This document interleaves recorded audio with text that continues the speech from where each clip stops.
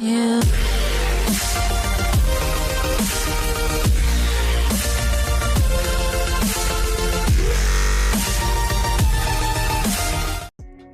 Hey everybody, here again, another one there. Check out most traumatizing season yet of Invincible by Derek FTB. I'm not gonna lie to you.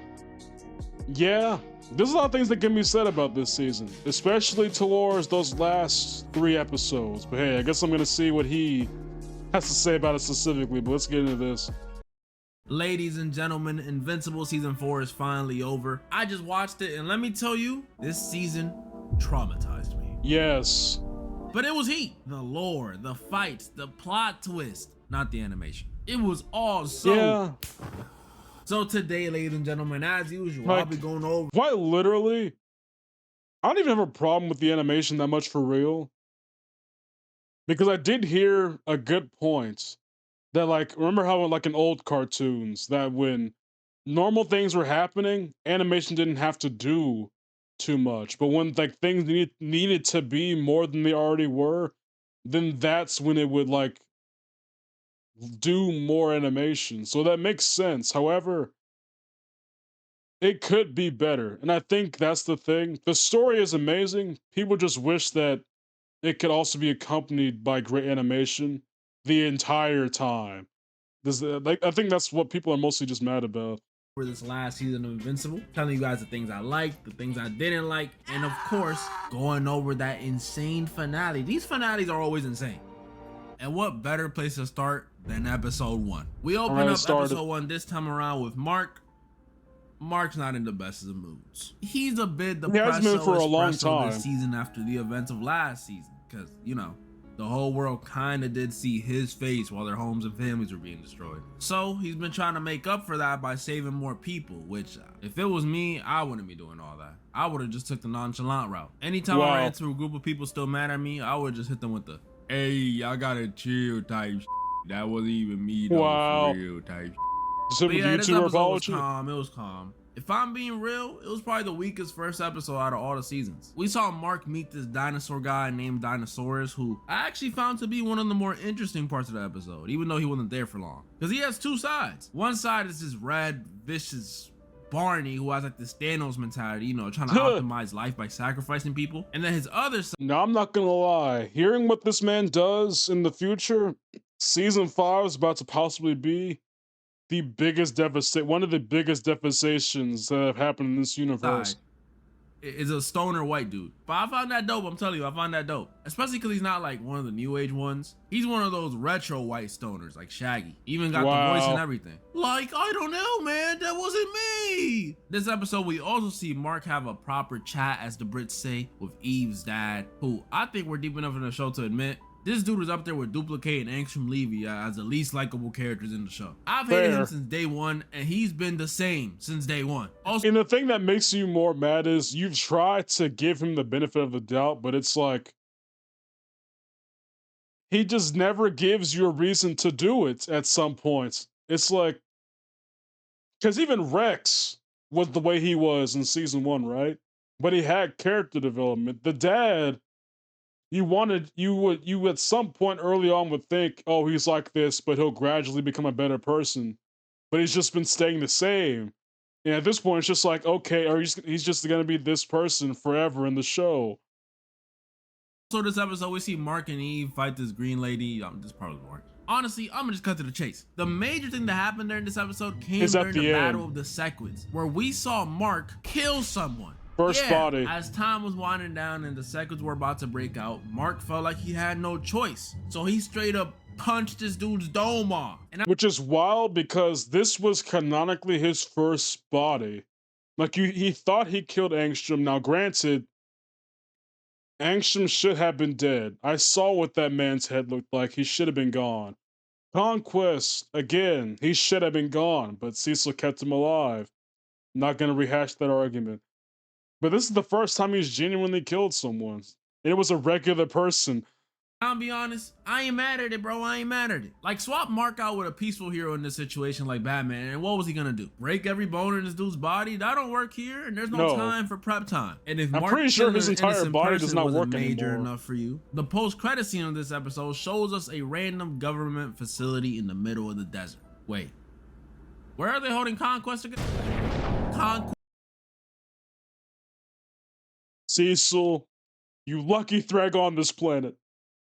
You lucky Thrag is on this planet, and I don't have the time to remember that this man escaped.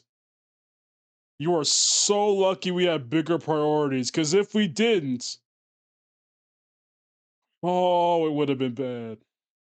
Quest escapes. Yo, you really are a genius, Cecil. And that takes us to episode 2. You lucky Episode we 2, have bigger again, just like last priorities. season, a lot better than 1 in my opinion. Because this episode doesn't even start on Earth, or in the present for that matter. It starts on Viltrum, where we see a young Nolan. Yo, it is weird to see you without a stash, my boy. This is like the first time I've seen a bald cat. Like, it's not necessarily bad, but wow, it don't look right. But this was so cool. Not even what we learned in this episode. I'm gonna get to that. A planet full of Viltrumites? They even got a ginger one. But yeah, this was cool. But more importantly than that, this intro dropped some tidbits of knowledge about the Viltrumites. First of all, we learn when you become of age in Viltrumite, you get jumped by both parents. That mom wanted him gone. I'm sorry. The way this man's mom did him, she wanted him gone. She's now granted, I don't know.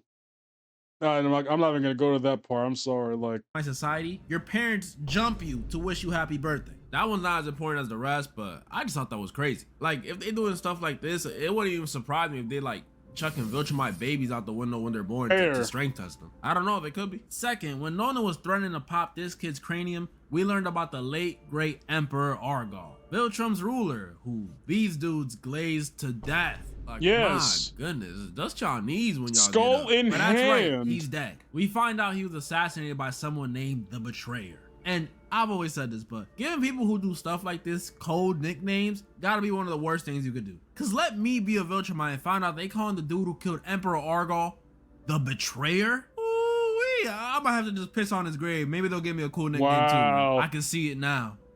The Leaker. But most importantly, we learn how the Viltrumites ended up in the situation they're in today. Turns out the reason the Viltrumites are down to less than 50 wasn't because of some planetary infighting. No, low key, it also was that. It also was that. But nah. No, because eventually the Scourge virus did not work anymore. So had this purge not happened, they would still have considerable numbers of Viltrumites left. Because they at least had enough to not have just 50 by the... Yeah, they have 50 by the end of the Scourge virus, but they cut all their population in half. If they didn't do this purge, they would probably still have a good bit of numbers left. Some racist, flamboyant alien blowing the planet up, it was because of a virus, the Scourge virus. And needless to say, this shit fucked them up. It was bad. Yes. Like, at first it was calm, you know, a little they dropped like flies. We experienced that ourselves. Nothing some tea and NyQuil don't fix. But then I seen these dudes bleeding out their eyes like Naruto characters, and I got a little more concerned. And when I said this thing messed them up, that was an understatement. Because this virus went from killing hundreds to thousands to millions to billions. This is how the news had us thinking Ebola was gonna be back in 2014. It got so bad that since they had no place, or space I should say, to leave the corpses, they just launched them off the planet, literally creating a ring of Viltrumite bodies around the planet. Bro, I saw this and all I thought was, this is intense, this is messed up. And I had a smile on my face the whole time. I'm just keeping it real. I saw dudes online saying they felt bad for the Viltrumites, which is like... Now, I will admit, it is a sad way to go. However, had there have been more without this virus, the entire universe would have been done. I'm not even joking. Like, yeah, I know.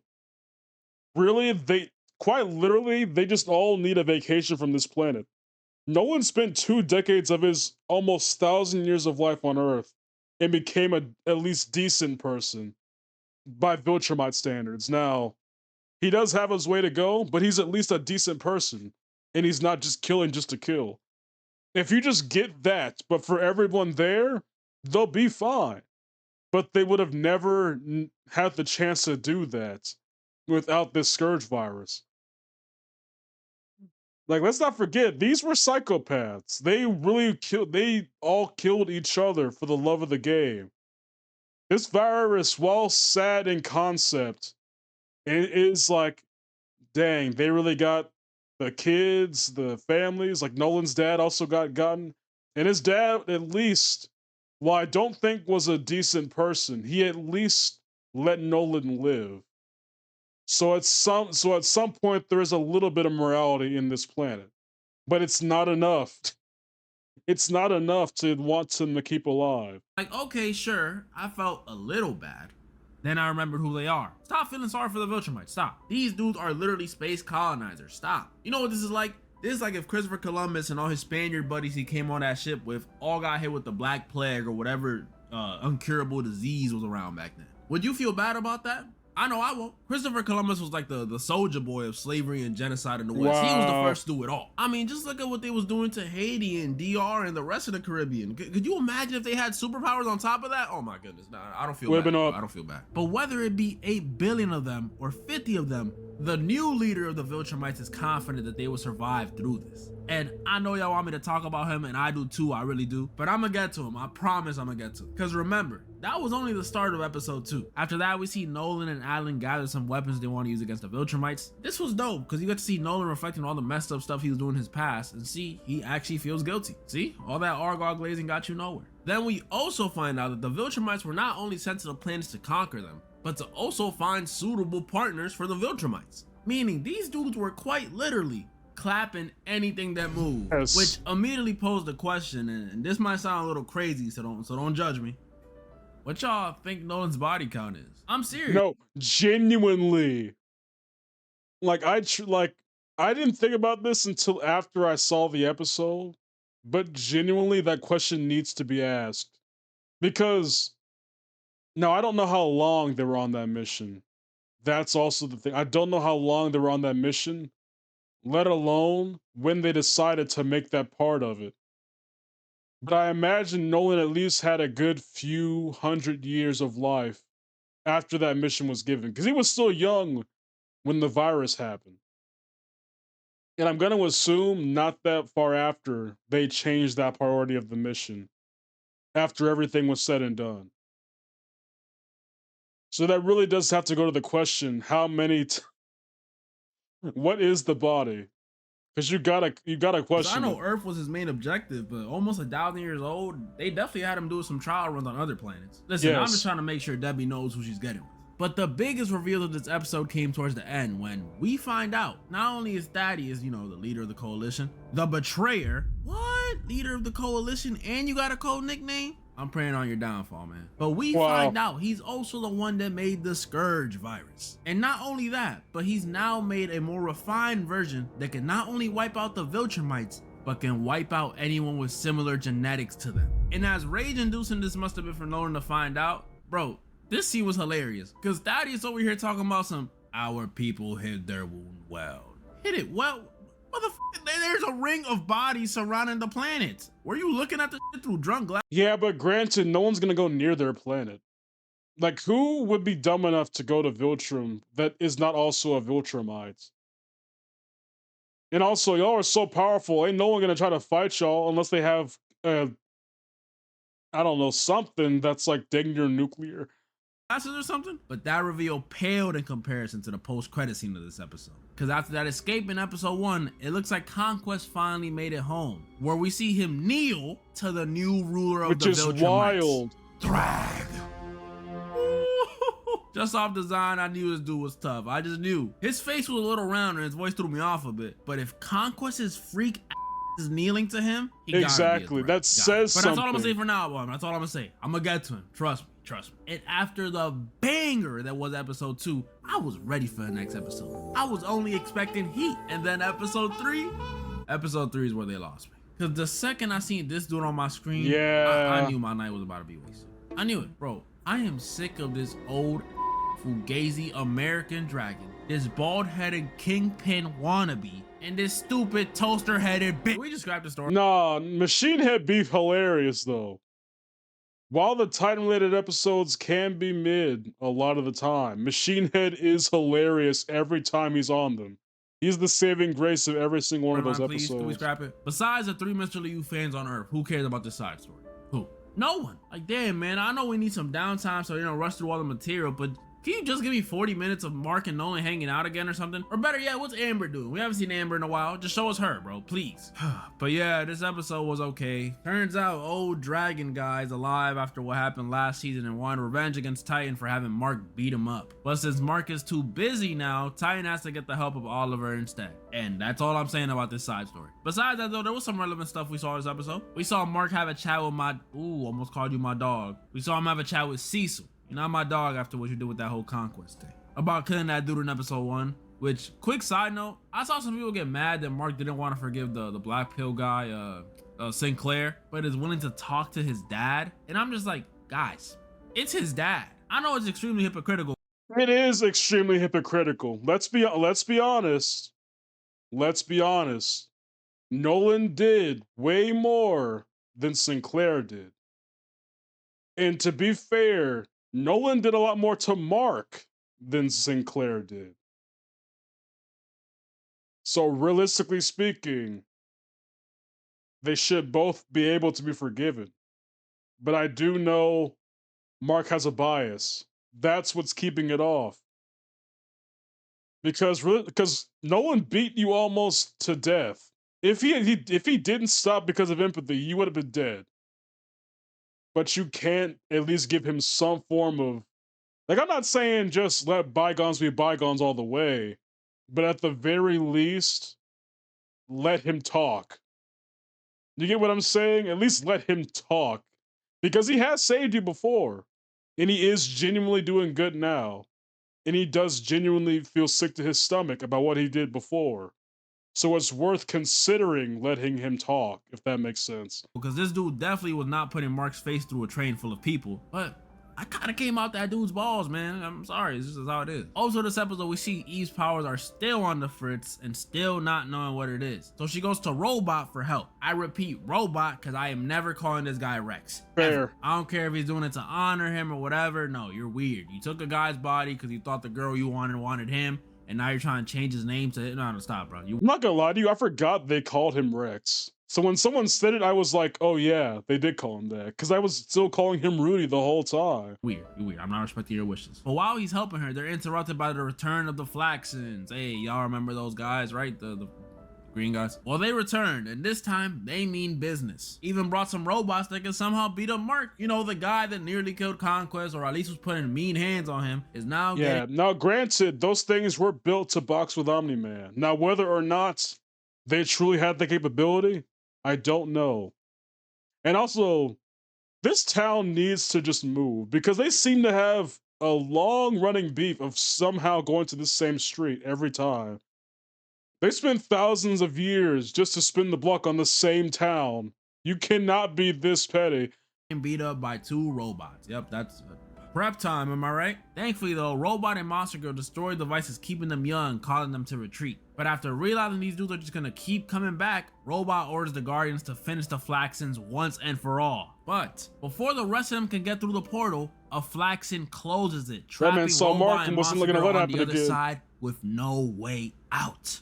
Bro, when I saw this, I didn't really care, but I hope they get home safe. Fair. In episode 3, although granted, not my I know favorite, what happens, but ends still. off in an insane reveal too. Because after Mark wakes up in the middle of the night to find Eve not in the bed with him, he goes to check on her in the bathroom, but she slams the door and tells him everything is all right. And this is when we find out Eve is pregnant. And after a reveal like that, you would expect episode 4 to continue on that momentum, right? Nope. Episode 4 finna be a banger, right? Nope. Right?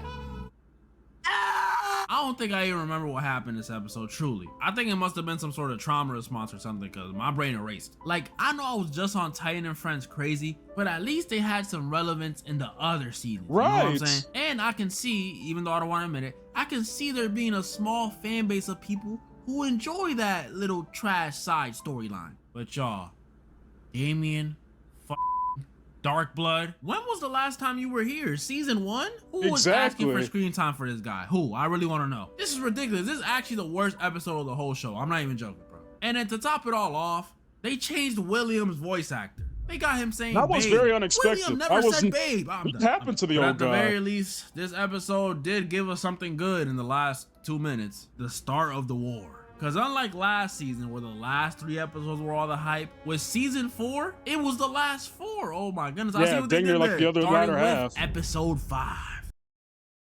Every time I see this screenshot, it kills me. Every single time. He cannot want Oliver this bad. He can't. You are the strongest man on the field. Why are you attacking the water boy? Episode was good. We see the reunion between Nolan and Debbie, which was funnier than it should have been, honestly.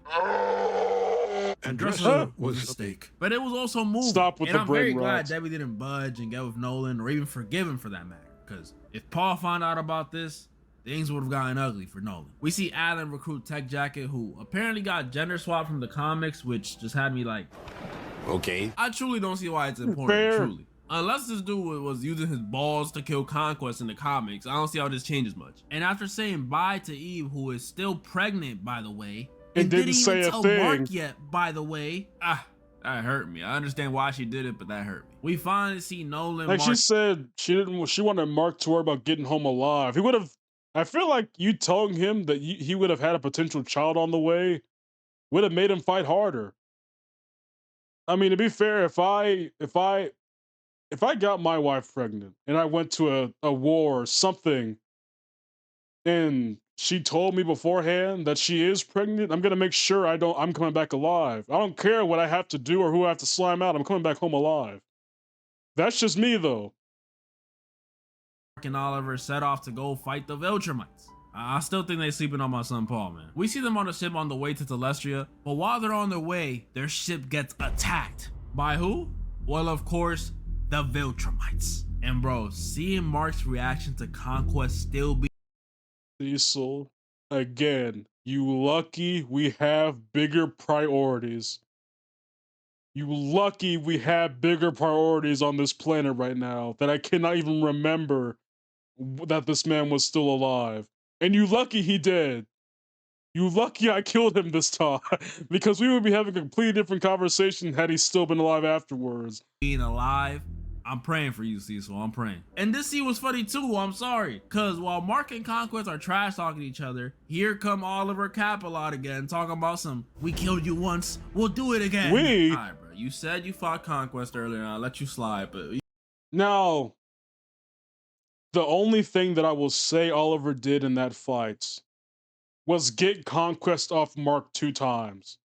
He did give Mark a brief few minutes to breathe. That's about all Oliver did. And those times to breathe did help. It contributed. But you can't say we fought Conquest unless she was at least doing something more than just punching him once and getting hit again. using that we word a little loosely now. They all start fighting, and the little scuffles between everybody else were calm. They was calm. But the big quote-unquote fight came when, after Oliver's running to his planet to get some air and Conquest is about to catch him, Mark tackles Conquest. Yes. And when we were all expecting a Rip rematch, strength of with doom. Fist, Mark says F that and tells Conquest he will never breathe again. Bro, that line had me hyped. Like super hype, because Mark was serious. He was not about to let Conquest get even. I hate you, nigga. Let's die. That's literally what all this was. No, I want you to die today. I said you're not breathing again. I meant that with my chest. If I'm going, hey, and even if I'm going down, we both going down. Even if you are pulling my guts out slowly, I will admit that. He wanted him gone, and he wasn't even gonna try to let him go. Another atom of air. Conquest tries punching Mark over and over and over again. Tries running him into rocks over and over and over again. He even tries pinning Mark's face down. Bit his finger but Mark off. just bites his thumb off. Oh my. I know Mikey did the ear, but the thumb? At this Right. point, Conquest was panicking. You know what's funny? That's the second time Marcus bit off something on Conquest. Like, it wasn't the last time it was like a piece of his shoulder? Every time Mark's got up against Conquest, he goes just dang near feral. What he did next to try and stop Mark was some genuinely scarring. Like Conquest trying to get Mark off him, pierces him with his hand. That chop. Hold up, don't react yet, don't react yet. And after piercing him, Conquest starts pulling Mark's guts slowly. Out. Holy shit. And I mean really pulling them. That took like 2 minutes. Rearranging them, pause. And the worst part, Mark was still not letting go. Nah. Oh my Again, God. When I he saw ain't this, letting go. I could barely look at the screen. I almost had to hit the Zephyr, bro. And I checked, wow. and this scene was only a minute, but it felt like it was 5 times that. Mark's little sounds of pain when it was happening too. And even through all that, as much as I wanted him to, Mark still did not let go. And he actually kills Conquest. A win is a win. Nolan and Oliver a win is a win. Scene, and we see Thaddeus round of a freaking applause. He did his job. It's time for war. And then we on episode 6. Episode 6 obviously had to take a step back from episode 5 to let Mark recover, you know, considering Conquest was freaking playing Operation with him. But it's okay, because it was still good. We saw some bonding between Nolan and Oliver, which was great. Nolan says Andressa wasn't a mistake, which is nice to hear, of course, and learns that Oliver might be into lobsters. Now, while that is wild, I have to remember he is like part cockroach. Question, what is his alien planet supposed to be? Are they crickets? Cockroaches? I don't know, but they're not humans. So I had to examine the fact that he probably wouldn't be attracted to human people. Oh, that's nice. And just because it was a step back didn't mean there wasn't any room for action. Because after Mark recovers, they get straight to it. They arrive on Telestra and help the Coalition fight off the Viltrumites. This was dope. Well, not really, because a lot of innocent people were dying, but it was dope. Seeing Thaddeus finally do something was— Bro, Krieg was getting rocked this entire fight. I swear to you, when Nolan hit him with that one punch, I thought his neck broke. That's how bad he was getting hit. Mind you, he was the only one that left that planet with blood on him.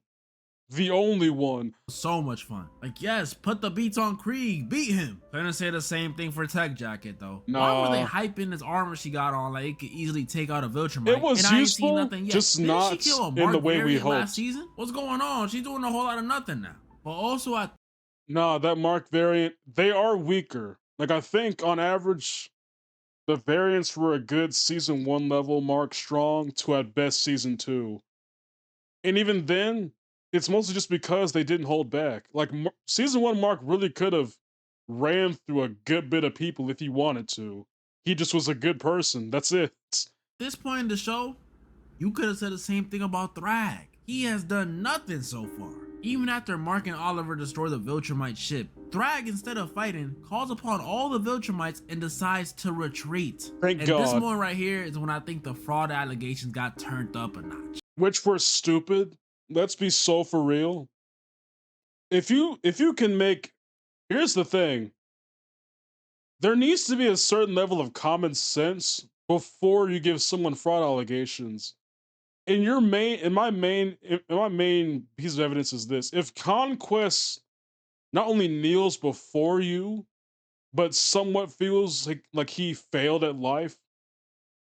Like he said, "Kill me" as a message to all of our race or something like that.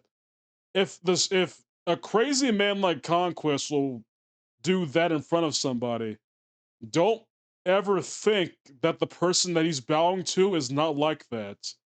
Because we'll see as this thing goes forward. Not only because of his round ass head in this scene, but you supposed to be the strongest Viltrumite, and you dipping after a minor inconvenience like your ship getting blown up? I can understand why people were on him, but understanding is different than agreeing. Because I knew, just like the Utah allegations, people were extremely wrong. And episode 7 showed us exactly allegations. People were extremely wrong. And episode Devil, blocking a punch with your hairline is a demonic parry. I'm not gonna lie to you.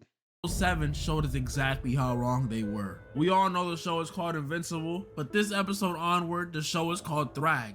the Yes. GOAT, because episode 7 immediately starts by showing us a flashback of how Thrag got into power after Argall's death, and showing us that he was the one that started that great purge that Nolan told us about a while ago. Yeah, in an effort to weed out the week after Argall's assassination, I don't know how Thrag Nolan just tells survived all this. the Viltrumites, "Alright, y'all, kill anyone you don't with like that."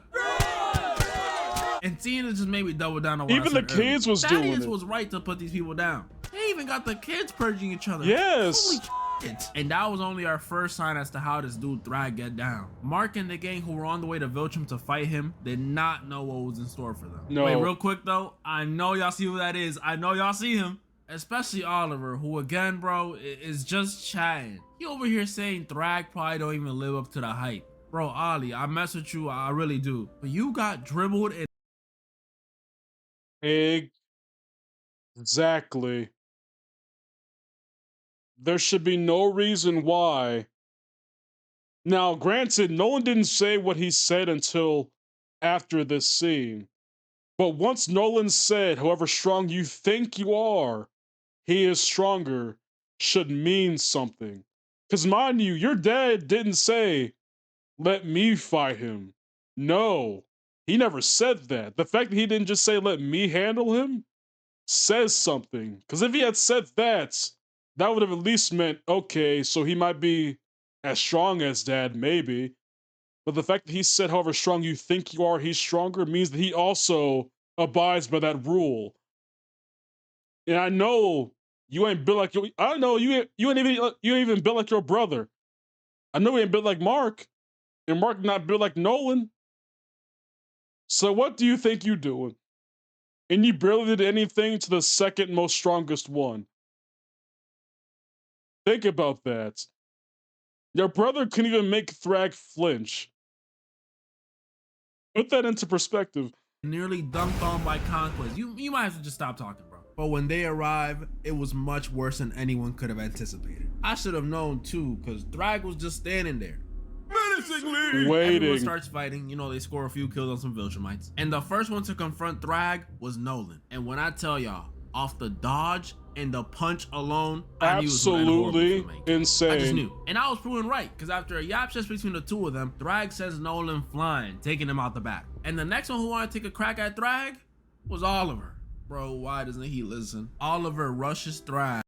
My question is, did he not just see his dad get punched out of the orbits? Now, I get it, a lot of stuff was happening in that scene, but how did you not see your dad get hit not only out into the planet, but outside of it? Did you not notice that man was missing at all? Thrag catches it, and I'm not even joking, looks at Oliver and says, "You're purple," and slaps his face and arm off. Ollie, no! And Thrag wasn't done there, because Mark sees this and gets heated, telling Thrag he killed Conquest and he'll kill him too. And tell me why when he said this, Anissa started giving Mark the eyes. Calm down. Mark, I know you felt confident. I know you did, but what you just said right here messed you up in the long run. I'm not gonna say what happens for those that don't know. But Mark saying this right here could have spared him from generational trauma. Cougar, we're in the middle of war. Mark rushes Thrag and finds out this is not Conquest. Nope. Even the way they split the animation budget for him is different. Because while Conquest's fight last season was the bulk of the budget, Thrag is so cold they spent all the budget on one. Dang, I keep missing it. Last season was I keep missing it. Thrag is so cold they spent all the budget on Devil. That is a demon.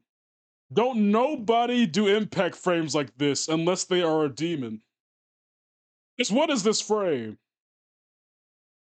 I'm not fighting anymore. I know Mark doesn't have this POV, but I'm not fighting anymore. One impact frame. Just the one, it's true. And Mark pretty much did nothing to him. Even my son Mufasa got packed up. But don't worry, he gonna be back. I know he will. And Nolan, after seeing this, decides, and Nolan was still flying afterwards. Destroy everything they love. So with the help of Mark, Thaddeus, and Space Racer, who is completely underutilized, by the way, you telling me his gun could go through anything and y'all using it to kill back? You needed him. I'm not gonna lie to you. What y'all should have done was give him the perfect shot. Now, Thrag, while he did dodge the gun without looking at it, there was much more going on that he could that made it hard for him to not be able to avoid it. There were more obstacles, but I feel like if you would have positioned him in the right way, y'all could have shot him maybe. Around Viltrumite number 15 instead of someone like Anissa or Krieg. But yeah, with the help of him, the three of them run through Viltrum, destroying it in the process.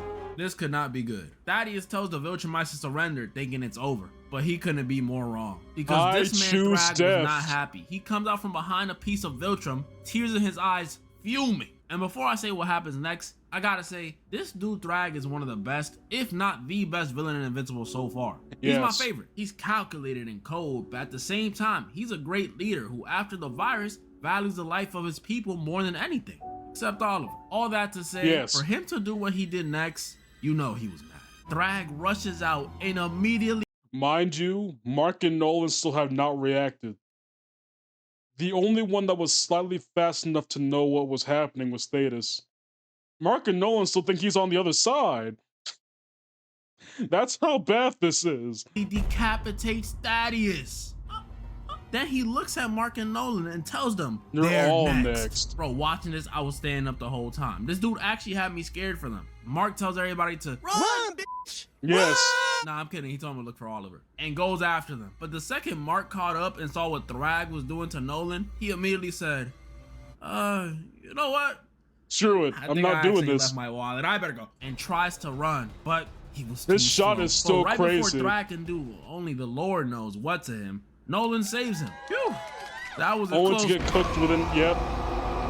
Thrag impales Nolan, and he still wasn't done. Because after Mark tries to attack again, obviously to no avail, Thrag starts crushing Mark's eyes. My goodness. At this point, I was just praying. Mind you, Mark was already knocked out cold before he started doing that. So he not only knocked Mark out, but immediately woke him back up by squishing his head. Like he came back conscious just for the first thing for him to feel is his eyes getting pried into. Like, think about that. Hey, please. Please, Paul, do something. But he never came. Instead, it was a turn of events. Thrag, after seeing the remains of Viltrum behind Mark, lets go of him and spares him? Yo, this is what I mean. This dude This man said, we've lost too many already, and y'all left them to just float in the void of space. What, were y'all just gonna just think? Did y'all think they just survived for no reason? I mean, yeah, I guess. I don't know. It's unpredictable. Yes, that's correct. Thrag spared Mark and Nolan because he didn't want to pack up any more Viltrumites. And even though Mark and somehow Nolan and Oliver made it out of this alive, there was still something big to worry about. Because after finding out Alan is now the new leader of the coalition, congrats, we see them having a meeting about the location of the Viltrumites because they're kind of nowhere to be found. See, I would have checked every single barbershop in the universe. Yes. Someone's got to be keeping Thrag's hairline in check, and I know damn well it ain't Lucan or Krieg, so. But while discussing where they could be, Mark realizes the only reason they haven't found them is because they're in the one place they didn't check. They're on Earth. Episode 8. The final episode of the season, and one that I like very much, starts with the scariest intro in the entire series, where we see the Viltrumites are destroying Earth. But luckily it turns out to be in Mark's head. Okay. We don't actually know if they're there yet, and it was looking like they weren't, because when Mark arrives on Earth, there's zero signs of any Viltrumites. Hey, I called it. They hit the barbershop. But when Mark gets home and is telling his mom about everything that happened up there, Thrag appears. Yo, when I first saw this, I'm not gonna lie to you, I immediately knew it was fake. The reason why I knew that these and the other deaths were fake is because I don't think they knew where Nolan's family lived. Like, the only ones that would have known, the only person that would have known exists is Debbie. It is maybe Debbie and maybe Adam Eve. And the reason why is because Conquest at least mentioned Adam Eve. I don't know if he went to detail, but he at least mentioned of her existence. I think they might have known about Debbie because of Nolan, but I don't even know if they knew who she was specifically. So this won't even make sense because I know he wouldn't have known who they were in contact with. And decapitates Debbie, but it was just Mark imagining again. Oh my goodness, that scared me crazy when I first watched it. Please, anyone but Debbie, please, just take him over. But yeah, it looks like our Wow. boy Mark is I mean, at suffering least he from can come back. PTSD after his fight with Thrag, to the point where he hallucinates him and the Viltrumites murking people he cares about several times throughout this episode. Some of which actually caught me, I can't even lie. Which again, just How speaks to how though? They would scary not even Thrag know where is. they Mark are. fought Conquest and Nolan, and he was never scared like this. But it wasn't all messed up hallucinations. Exactly. Like, I need y'all to understand, like, Nolan, he was at least his dad, so you can understand why he wouldn't be as traumatized as this. When you fight Conquest the way he did you should be just as traumatized, should you not? This man flew down from the sky and caught a collateral with about a good 30K bodies on that city. He grabbed you by the neck and then flew you through a whole beach full of people, killing at least a good another like a few hundred people. How did that not also traumatize you? But that man did. And you've only and now granted, I will say he could at least make Conquest move. That I think that was genuinely the thing. Every person Mark has fought, he could at least make them budge or move or take damage. Drag just stood there. Like it was a minor inconvenience. Like Mark knows he doesn't stand a chance. Even with Conquest, he kind of still knew he didn't stand a chance, but he wasn't gonna stop. Like I think that's generally what it was. This episode, it was also a mix of good and bad. And by bad, I mean sad. We saw Cecil try and retrieve Robot and Monster Girl only to fail, so you know. We saw Nolan try and win Debbie back again, but this time he was applying pressure, cause tragic news, guys. Paul and Debbie broke up. I thought they were endgame too. And Debbie still rejects his advances, but decides to go with him to visit Oliver. Okay, Nolan, there's still a little bit of hope for you. You smart though, let this be when they were together, and I'm telling y'all, them Viltrumites will no longer be an issue. We also see Mark and Eve reunite. Bro, I know when Debbie said, "Oh, me and Paul broke up," Nolan in his head was celebrating like he done won the Super Bowl. Like he looked nonchalant on the outside, but in his head he was like, "There's still hope. There's still a chance." I know that was going on through his head. And hold up, damn, you got a little. Okay, I'm here for it. Turns out Eve gained a little weight while Mark was gone due to being inactive and probably being sad about him being gone, and also what she's about to tell him next. Well, not immediately, they got down first, but afterwards, Exactly. Eve tells Mark that she had an abortion.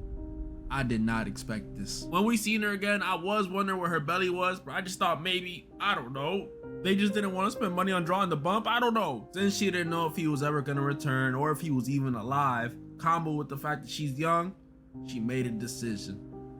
Seeing them both crying together about it damn near made me shed a tear. You know, the scene would have been a little sadder if hallucination Thrag freaking pop Eve's eyes out, but it was still sad. I mean, hey, there's some positives though, because after seeing them cry together like this, I have no doubt to my mind that these two are getting married. I'm calling it now. At this point, Yeah, fair. But even then, it's like, in my head, I feel like she had more options than she felt like she had because she said she felt alone. And my thing is like, I feel like a lot of the things she should have at least talked to Debbie. She really didn't talk to no one that really mattered with the decision. That's the thing that's getting me. Like, she didn't really talk to no one that mattered. She didn't tell Mark, didn't tell Debbie. Like, I think those two are your main consultants. And the reason why I say talk to Debbie is because Oliver exists. She raised her ex husband's son that he had with another woman. And mind you, that same kid off two people, and she still raised him afterwards like it was like nothing happened. So there were other options. And I know Debbie would have taken care of her actual grandchild, and she got money for it. Not to mention, she does love you, and she does like she knows you come into her house uninvited and get with her son in his room, or I guess in her house. Like that means something. Like you have more options than I think that you did, but obviously I think it just comes down to she was just scared. And like I think that's where most of it just came from. I'm not gonna lie to you. Like she was just scared. And to be fair, she is like 19 years old or 20. I don't either one. I don't know if she's older than Mark. I don't know. But she had more options than she thought she did. And she didn't talk to anyone either. So she was pretty much just left to not only herself, but also pregnancy hormones and emotions that no one was there to consult her about, other than like maybe William, but like that's Mark's friend. Like you need other people you have other people in your life. And your mom, while submissive, she at least shows that she loves you. Like she tries to be on your side and comfort you. Like your mom ain't all the way there, but she's something, if that makes sense. I know your dad ain't right. By no means is your dad right, but you still had other people. Mark just felt guilty and That's just overwhelmed. He my wasn't thoughts there on for it. his girl. His brother got turned into future Gohan. Paul is no longer in the picture, and the Viltrumites are still out there. This was a lot. So Eve tells him, just go on a fight and take your mind off things. It'll help. And that's what he does. Mark flies in some very PNG animation. Not like I could do much better, I'm just saying. All around the planet. Until he sees him again. Thrag. But this time, I know he was sick to his stomach when he blinked and he was still there. And opens them. And he's still there. Yep. That's because Thrag really was there. Yup, Mark was right. They went to Earth. Which, now knowing that he's real, is just like, how long do y'all think he was standing there? Mark tried to attack Thrag, again, to no avail. But Thrag tells Mark to calm down. He has nothing to worry about. In fact, he has a proposition for Mark. It goes as follows. Since they destroyed Viltrum, they're gonna let the Viltrumites live on Earth. They won't get involved in any way, shape, or form. They're just gonna live amongst them and rebuild their population. Which just had me like, hold on, what? Is this dude Krieg pulling? Yes. This man got the mission to go to Earth to help repopulate this race and immediately bought Newports, a motorcycle, and a wife beater. Think about that. He got to work mind you, he can fly. He had to learn to get a motorcycle from somewhere. He had to know what to do this. That says something. How long has he been at work?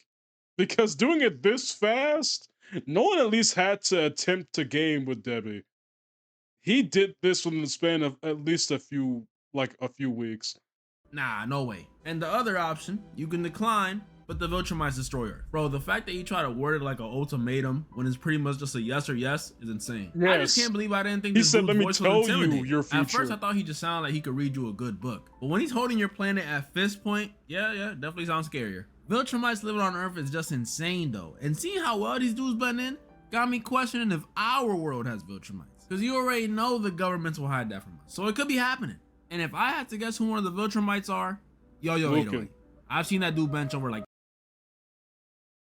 That stray is crazy work. Not Yo-Yo. Derek.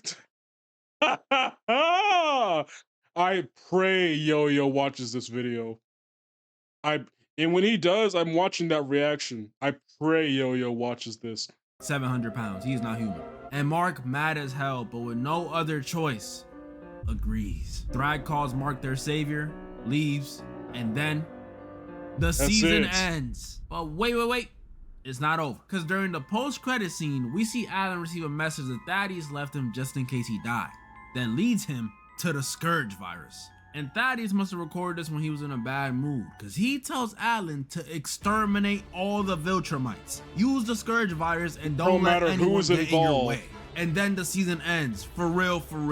Oh, brother. I have a feeling I'm not going to be messing with Alan next season. This season was trust good. me, It was good. Alan falls off hard after Nolan, this season. The mindset switch in Mark, the emotional stuff with Debbie, Paul existing, the Viltrumites, and of course, Thrag, especially Thrag, made this season great. My only issues are, one, they sidelined my girl Eve crazy this season. Like seriously, y'all should have just made that episode 4 like an Eve filler episode or something. And two, which y'all should know what it is, the animation, bro. Please, Amazon, please. Just hire more artists or reallocate some of that like, voice actor budget money to the animation team, please. Like, I know I made that impact frame joke earlier, but it really felt like that scene, the conquest fight and them destroying the ship, used up all the budget. Like, I look at season 1 and I genuinely get sad, bro. I get sad. But besides that, this season was great. I liked it. My predictions for next season, like I said, I think Alan gonna do some slimy stuff. And now this one may be pretty obvious, but Thry gonna find himself a goth shorty on Earth. I'm calling it. Nah, I'm kidding. He seems more like the bougie type anyways. But that actually does remind me, the season did leave me with one more question.